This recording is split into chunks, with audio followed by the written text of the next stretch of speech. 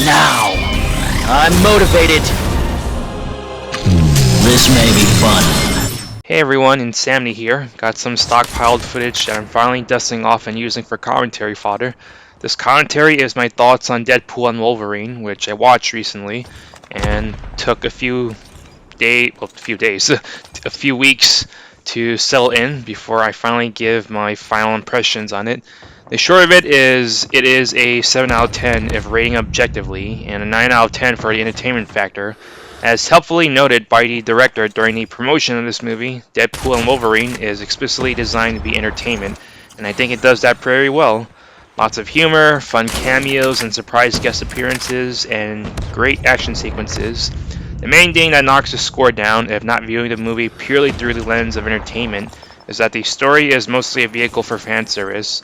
Deadpool's supporting casts only appear at the beginning and at the end, save for Peter to an extent. And while they factor into Wade's motivations throughout the movie to save his own universe, much of the movie focuses on multiversal elements, where it be Deadpool traveling to different universes, or characters from different universes all congregating into one specific area. There are two antagonists in this movie. One of them is the main villain, and you don't really have any motivations, being the rare villain who is actually happy and content with what they have and the state that they're in.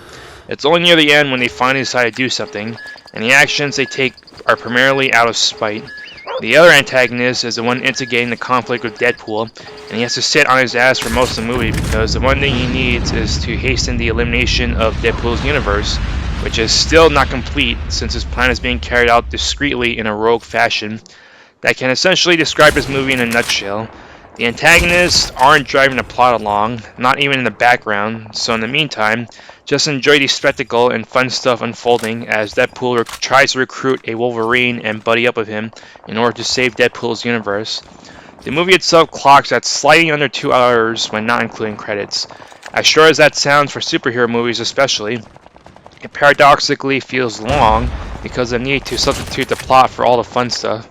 Deadpool and the Wolverine variant that he recruits do get some character development, and there are some nice emotional and well-acted scenes, but overall the movie as a whole is entertainment, and of course there's nothing wrong with that. Funny enough, the movie reminds me quite a bit of Flash, but executed better. Although they tried the buddy thing with Barry and alternate Barry, it's done much better here with Deadpool and Wolverine, since even with Deadpool being the talkative merc with a mouth, he's not as annoying as alternate Barry was in that movie, and Wolverine's more serious personality provides a much better polar opposite of Deadpool. Plus, Hugh Jackman is a way better actor than Ezra Miller, providing a movie with real gravitas and emotional acting, especially in that car scene, giving one of the movie's truly serious moments where the jokes stop dead cold. Of course, as it's still a Deadpool movie, the humor starts up again not too long after, but I think the car scene is definitely going to live rent-free in people's minds. The Flash and Deadpool and Wolverine also share some other similarities, including the main hero having the quote-unquote baddest good guy of their respective universes accompanying them in Batman and Wolverine, alternate versions of the main hero, one character who is a reference to a past movie production with them that never came to fruition, spending the entirety of the middle of the movie stuck in a different place and needing to return with the hero supporting cast only showing up at the beginning and at the end, and the resolution to their conflicts not involve beating a final boss into submission. Deadpool and Wolverine are simply better alike and established. Plus, the multiverse elements in this movie don't involve slavering flesh and blood or dead actors in CGI, so it's got way more going for it than The Flash. There are some things that I liked. Although I mentioned most of them at the beginning, such as the humor and action, I did actually like the main villain, Cassandra Nova. While she would fall under quote-unquote throwaway Marvel movie villain, I think Cassandra's actress Emma Corrin struck a nice balance of being personable and affable, yet creepy and unsettling.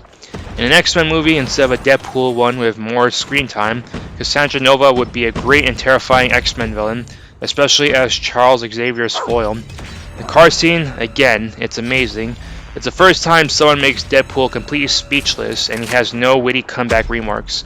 As someone who has not seen any other Hugh Jackman's filmography besides Real Steel, apparently the scene is very similar to another movie he was in called Prisoners.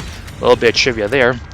Peter from Deadpool 2 is a highlight, and his screen time here has the movie throw him a bone and give him a lot more nice things to make up for him suffering a horrible joke death, and not really getting to do much of anything in the previous movie. As for things I didn't like, the main one is again the movie substituting plot for jokes and fan service, since there isn't really anyone driving the plot. Wolverine provides the serious and emotional moments of the movie, but a lot of the emotional investment is contingent on your familiarity with Hugh Jackman's Wolverine throughout the X-Men movies. Hugh Jackman does an admirable job selling this Wolverine's pain from his backstory, but it would have been nice to get to see the backstory rather than him saying what happened. Lastly, even with the return of many mutants and villains from the previous X-Men movies, you still get the X-Men movie treatment where they're more defined by their appearances and powers rather than personalities and character, and do a little more than serve as action figures and fight scenes. Deadpool and Wolverine is a good movie and a good time, but ultimately you know what you're getting into with a Deadpool movie. Irreverence, constant fourth wall breaking meta humor, and lots of jokes. If Deadpool's shtick wears thin for you, then Wolverine is this movie's only saving grace. So yep, that's a gameplay and commentary. Hope you enjoyed it, and Insanity is out.